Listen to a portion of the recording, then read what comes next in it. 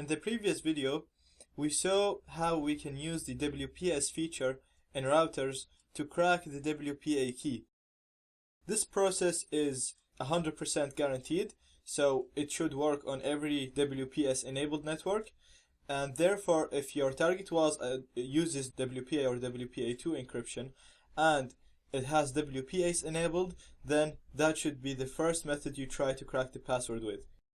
If WPS was not enabled, however, we have to crack the actual WPA key.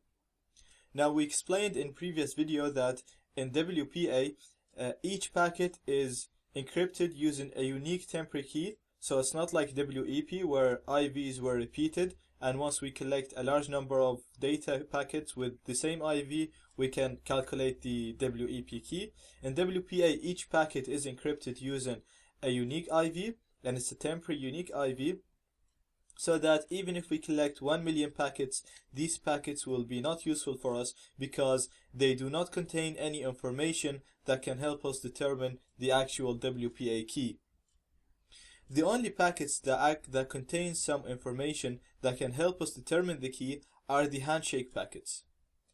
These are 4 packets sent when a new device or a new client connects to the target network. So for example, at your home, when your own device connects to the network, so you have the password and you connect to it, a process called a 4-way handshake happens between your device and the access point. In this process, 4 packets, called the handshake packets, gets transferred between those 2 devices to authenticate your device with the access point. Using AirCrackNG, we can use a word list and test each password in this word list against the handshake. So, to crack WPA encrypted networks, we need 2 things. We need to capture the handshake, and a word list that contains passwords to try each password in this word list against the handshake.